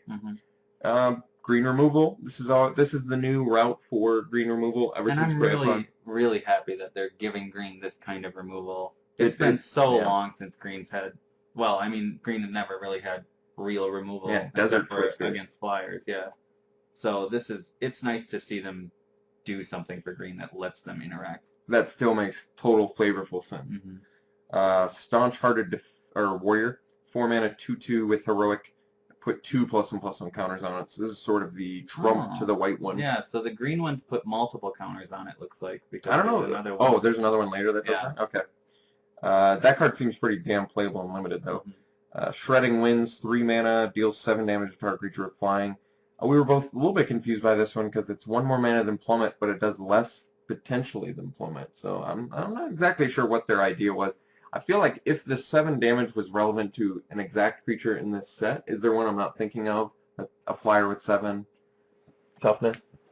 Not really. That would have maybe made more sense. I think it all is coming down to they're trying to not make destroy something outright an ability in this set, at least at like low cost. I don't even think they're doing it really at 4. You know, you have to have a stipulation to even get that destroy clause. Whereas in previous sets, you could just destroy something outright at 2, like Victim of Night. You know, I mean that was just like, if you're in the right colors or whatever, I'm going to kill something you have. Seems pretty strange. Yeah. Sedge Scorpion next, 1 green, 1/1 Death Touch. Very good creature. I'm trying to think of something similar to it. The only one that really comes to mind is that 3-drop from Rise in green that was a 2/2 Death Touch. Oh yeah. Daggerback Basilisk. Typically, green doesn't get this cheap a Death Touch. This is usually gets. In my opinion, I think Ambush Viper is better than this, just because it's a flash. I guess that's true. Surprise That's another cheap one. I was just thinking the black one from Innistrad, the rats or whatever, which I always forget their stupid name. Typhoid rats. Savage Surge coming back. Jake noticed that it's at common in this set, but it's target creature gets +2/+2 until I'm trying to untap that creature. Typically a pretty good trick. This was worse when it was out in Return of Ravnica because Giant Growth was in there too, and you were like, well, actually, I think I'd rather just play Giant Growth. Pay 1 less mana. Yeah, I don't get to untap it, but I even make it. I think they maybe realized that too, and why were we doing this at uncommon? Untap is not that. Feels very acceptable. Yeah. I think at common. Yeah. Satyr Piper, 2 and a green, 2/1 Satyr Rogue. And it's got 3 and a green. Target creature must be blocked this turn if able. Like the art. I like the card too. I actually think that's a good ability for green once again. Yeah, it's similar to Heckling Devils or whatever they were. I like it. I like it alongside the Sedge Scorpion. Yeah. But you're right. No, the Heckling Devils was Dark Ascension, I think, and it forced attacks, but it was that 3 mana for a 2/2, and then for 3 mana you also get to force an attack. So similar. Yeah, it's similar. Ferrisband Centaurs next is a 5 mana 3/7. I mentioned that in New Fire X they had Rotted Histrodon, whatever his name was, and he was a 3/6. So it looks like they upped the toughness one, kept the price the same. I mean, 7 toughness is huge. Yeah, that blocks a lot. Yeah, some monstrous stuff. Maybe even a couple monstrous creatures. Nilia's Presence is a 2 mana land aura, and when it enters the battlefield, draw a card, and enchanted land is every basic land type in addition to its other types. So this is kind of cool for turning on your the weird little multicolor or the weird activated ability for a different color. Yeah. creatures in this set. It's cool Gives you because devotion. it automatically gives you. I like this for different things other than what it's doing in this set, but I think it's really cool that it gives you domain, full domain off of one card. Yeah. Nilia's Emissary, 4 mana, 3/3. Wait, I'm thinking of Abundant Growth was 1 mana and nets you a card and does this too, though, No, doesn't it? it taps for any color of mana, so it's different. Oh, this actually straight up changes the land. Oh, I so see. they get every mana ability on that land. That's cool. You're right, it does give domain. That is interesting. Nilia's Emissary, 4 mana, 3/3, trample. And then it has Bestow 4/6, +3/+3 trample. Playable. Pretty good. Yeah, I like it. Divine Transformation and Trample is good. Nilia's Disciple, 4 mana, 3/3. When it enters the battlefield, gain life equal to your devotion to green. All right. It's okay. 4 mana, 3/3, gain 2 at worst. Common, so that's fine. Yeah, I actually think this card's pretty playable. Yeah. Nemesis of Mortals, 6 mana, 5/5. Costs 1 less to cast for each creature card in your graveyard, and it's got 9 mana, Monstrosity 5. And it costs 1 less to monstrify it or whatever for each creature card in your graveyard. So Could it's be an- a it's an 4 mana uncommon. 10/10. It's an uncommon, and I feel like that ability is certainly good enough where this is going to definitely see some limited play. Feral Invocation, 3 mana, aura with flash, enchanted creature gets +2/+2. So we were wrong, or I was wrong, you don't get to draw the card off of it, but this is a solid combat trick. Like, this card is, in my opinion, significantly better than Savage Surge, since you get the permanent +2/+2. Yeah, even at and the, devotion. like no untap, whatever. But this on any heroic guy is just amazing. Mhm. So Good spell. The flash really ties it all together. Defend the Hearth, 2 mana instant, prevent all combat damage that will be dealt to players this turn. Okay. it's funny. That I think Chameleon Blur was 4 mana for that same effect. You know, this card, I could see actually being kind of cool because you can, like, block with all your creatures if they're going for the Alpha Strike, Yeah. and they're like, well, he's going to block well here, Yeah. but it doesn't matter. This really punishes hard in those situations. Well, it was similar, like to Terrifying Presence, and actually they could have really Maybe redone Terrifying Presence in the their set. monstrosity Yeah. set, yeah. But this is fine, and I like this effect well enough. Actually, maybe I'm trying to think of. This has been done before. I'm just trying to think of what card it was done on, but maybe it was Chameleon Blur, and they just. For all damage that creatures would deal to players this Oh, turn. so it's not even combat damage, so. I see. So this one is like lowered the cost and only stops combat damage. now. Okay. Interesting. I don't think it'll see much limited play. Not even out of sideboard, I wouldn't think, too often. So don't expect to see that much played, but it is fascinating how it could potentially help you. Artisan Sorrow is next. 4 mana instant. Destroy target artifact or enchantment. Scry 2. This is one of those cards. All of the artifact and enchant, well, specifically the enchantment destruction spells in this set, I expect to be main deck limited playable, which is always kind of fun when you get a little curveball of cards that in other limited formats are pretty worthless for the most part, but in this set, going to be a lot more useful. And you get to scry 2, which is always good for green, any sort of card quality or card advantage in green. Agent of Horizons next, 3 mana, 3/2, and then it's got 2 and a blue. Can't be blocked this turn. Definitely good if you're in green-blue. Well, this is Yeah, it works good. well with Nilia's Presence too. I would like to say Nilia's Presence is maybe just really good in general, as it gives you 1 devotion, it replaces itself, and it allows you to do some of these splashes. Like, what's the red? Oh, it's Satyr Hedonist is the red activated ability creature from this. So you probably won't be using that, but this plus the Presence could actually be really good if you wanted to go mono green. Fade into Antiquity next, 3 mana and sorcery. This is the one you were talking about. Exile target artifact or enchantment. So exiling in green, don't see it too often. No. Still feels strange too. Yep, but this is another one of those cards. Totally could see it main deckable as a 1-of in your Like Revoke limited deck. Existence. Mistcutter Hydra. This is a rare, green and an X. Can't be countered. Haste Pro Blue. Enters battlefield with X+1/+1 counters on it. That's good. Yeah. Kind of like think I that. would have liked this as Flash instead of Haste. Pro blue. Anything that's pro blue is going to be real good and constructed because we're already looking at this brand new format having Azorius Charm is going to be as popular as it ever was. Mm-hmm. And this being able to have protection from that and straight up attack them the same turn. I really like this card a lot. Yeah, this card is cool for that, for sure. So this might even see some sideboard play for green decks if blue decks catch on. It's very strong against blue, anyone who's playing any type of blue. Centaur Battlemaster, 5-mana 3/3 with heroic.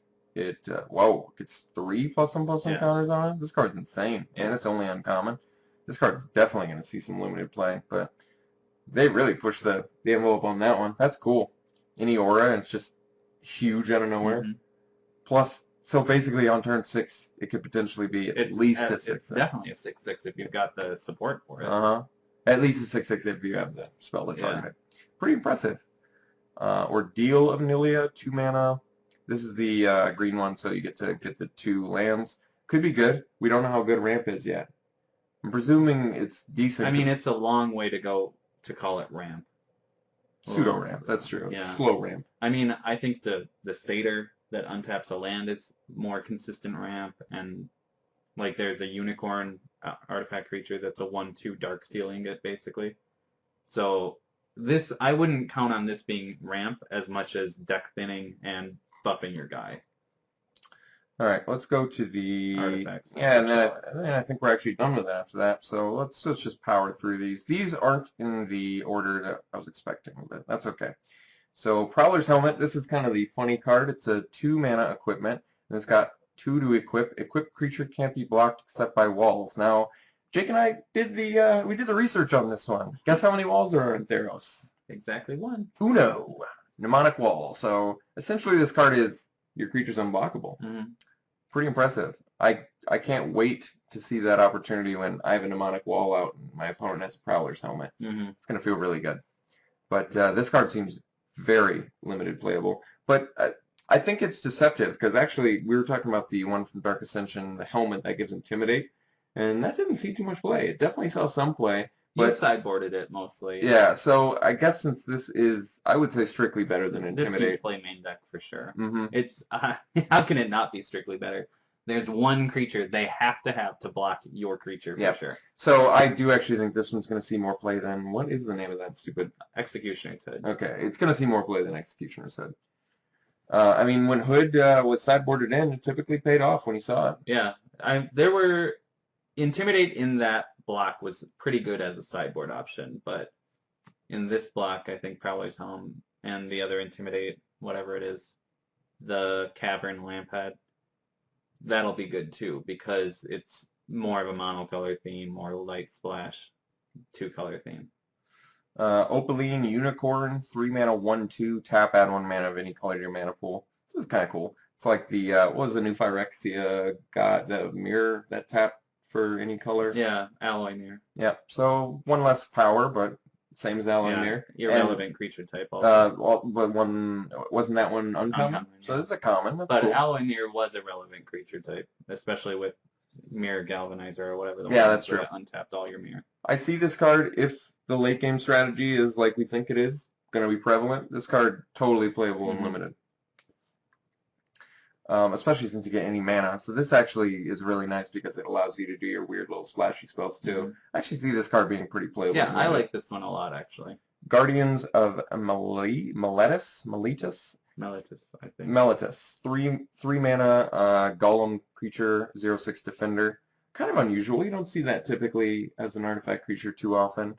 And they went out of their way to give defender, so you couldn't just tack a bunch of auras on it and go to town. So not super amazing, but sideboardable if your opponent's playing something Yeah. aggressive. I do think that a lot of the artifacts you want to be careful with, especially if you're going for a devotion strategy in limited, because those slots are so important that I feel like Guardians of Melitus is one of those that's just going to get not put into decks much because it does nothing to support your strategy as far as devotion goes. Fleet Feather Sandals next. This card seems really good and limited.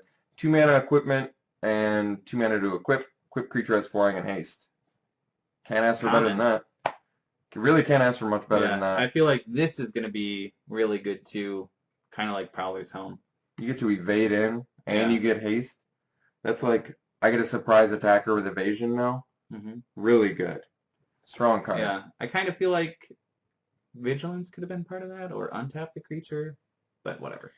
Flamecast Wheel is next. A 1-mana artifact, and it's got 5 tap, sacrifice it, deals 3 damage to target creature. I know it seems really slow and clunky, but it is colorless.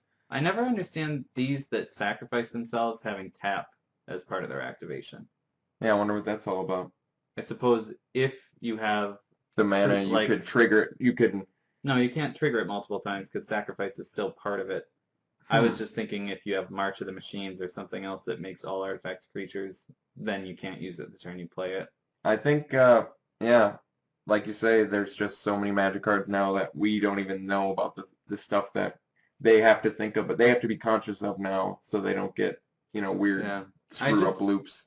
It never, like, why does Traveler's Amulet not tap to sacrifice, and yet Flamecast Wheel does, or the same with, Yeah, that is like, kinda Chromatic Sphere and those I don't ones. know. Yeah, But, so whatever. yep, I think this is actually playable in limited. I think it's straight up playable in limited Mhm. because of how low on the totem pole the removal is in this format compared to other ones. I think something like this is a necessity for some decks. Yeah, it must be pretty good because it's it's Uncommon. uncommon, yeah. I mean, at least, I guess the thing that kind of sucks is they know it's coming early on, but whatever. Yeah. I think it's going to see some, I definitely think it's going to see some play. Colossus of Akros next. This is a really exciting rare card. 8 mana, 10/10, Defender Indestructible, and it's got X Monstrosity 10. No, it's 10 for Monstrosity 10. It's just hard to read. As long as it is monstrous, it has trample, and it's indestructible. No, and it can attack as though it didn't have Defender. Oh, okay, because it doesn't. Okay, Yeah. I see. And it's indestructible already. Yeah. Okay. So, pretty expensive, but it is a 2020 trample indestructible when you eventually get to attack with And it. it still has Defender, so your Axebane Guardian still counts it. Seems like it's pretty badass. It's a pretty strong card. Yeah, I think I would have liked that one at Mythic, to be perfectly honest, just because it's such a cool effect, It's something you can ramp into. Mhm. I don't anticipate losing to it too often, but you know what? I see myself losing to it Mhm. in limited and being really unhappy. Burnished Heart, 3 mana, 2/2 elk creature. It's got 3 and sacrifice it. Search your library for up to 2 basic land cards, and put them on the battlefield tapped. So this with Colossus of Akros, those work pretty well Mhm. together. Get you This your card Omega is ramp. crazy good. I like this card a lot. Yeah, this card's cool. I like that it can chump block for you and then dig up some stuff for you. So Mhm. pretty cool. It wishes it was Yavimaya Elder. Yeah. Bronze Sable is next. 2 mana, 2/1 Satyr creature. I don't know why it's a satyr. I think Yeah. that's wrong translation. And that's the only thing I can think of. It doesn't even look like a satyr. I think it's wrong. I just think it's wrong. Like I don't know why it says satyr on there. That's weird. Yeah, we don't know that satyrs can change shape or be artifacts at all. It doesn't have hooves. Yeah, it's What is not. it? It looks like it's a- not bipedal. It looks like a. It looks It like looks a like weird. a minx. It looks like a big ferret. Yeah, it does. That's weird. Yeah, it does look like a minx. That is really strange. Maybe they dropped the ball on that one. I don't know. It wouldn't be the first time, but at the same time, that's such a glaring mistake. I'll be interested to see what it is in card form. I Yeah. guess. Anvil Rot Raptor, 4 mana, 2/1 flying first strike bird creature. I like that. Yeah, it evades. It's colorless. It's got first strike. All good things. I could totally see playing at least a couple of these. A Crowan Horse, 4 mana, 0/4. When it enters the battlefield, an opponent gains control of it, and at the beginning of your upkeep, each opponent puts a 1/1 white soldier creature token on the battlefield. So clearly you see how this works. You give them a horse, they give you 1/1s for the rest of the game, presumably. Hmm. Decent. Interesting. Yeah, what I do not like about this card is that it's a creature, but whatever. I think it's actually, I'm trying to think about first pick it since it's rare. I might. I mean, it's cool.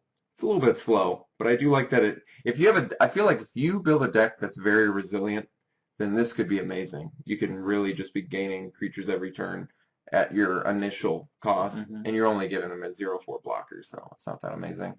But I think that we are finally done with all the spoilers. We probably covered at least like 100 there. So that was huge. Overall impressions of the set, Jake, why don't you give up in conclusion, pre-playing it, how you feel about it? What do you think? I like it. I think that they are getting the flavor across with this first set. I don't think it's necessarily really strong. Maybe they'll break out some more really good stuff in the later parts of the set. But I like it overall. You know, they've touched on a lot of the key points. My initial fear with this set was that they weren't putting themselves far enough away from Greek mythology to not just be inspired by it, but to be completely like, you know, this is Greek mythology and this is magic as Greek mythology. But as it's developed, or we've seen more and more of the cards, I'm getting a better feeling of they're not just copying Greek myth, but cards like the horse and, you know, the Colossus, those are like straight up taken from Greek mythology. You know, that's not an inspiration. That is Greek mythology. So, you know, a few of them are misses for me because it's not like magic inspired Greek mythology. It just is Greek mythology. With a different name. Yeah, but I can overlook those because the things that are really important, like the gods, are a lot more magic related than those few pieces of stuff. Like, I'm trying to think of something from Innistrad because that was top down also. But Evil Twin, you know, that evokes a feeling for you, but it's not taken directly from, you know, something you know and just shoved into magic and like wedged in there. Okay, I see or what like you're saying. Insectile Aberration and Delver of Secrets, you know. Mm-hmm. That is the fly, but it's magic's take on it, you know. And you can see how it's different. I see what you're saying. So I bet most people, if you were to say what inspired Delver of Secrets, they'd probably be like, oh. Yeah. But I bet most people, you say like, hey, what inspired a Crowan horse? And then you're like, you know, the Trojan horse. Or like, Pixis of Pandemonium. Oh, that's clearly Pandora's box. And, you know, there just are so many things that are straight from the source into this.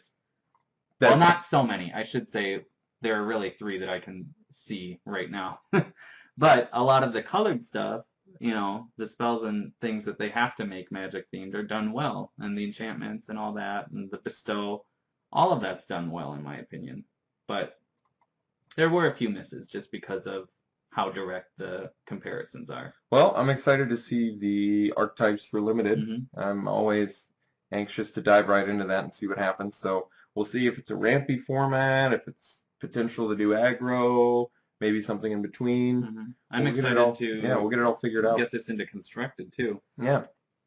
All right. Well, that's going to be it for this podcast. Thanks for tuning in. That's it for Theros spoilers. So I guess next week, is it going to be pre-release already? Yeah, we'll have already done some pre-releasing, so we'll give first impressions maybe on that. Yeah. All right. See you next week.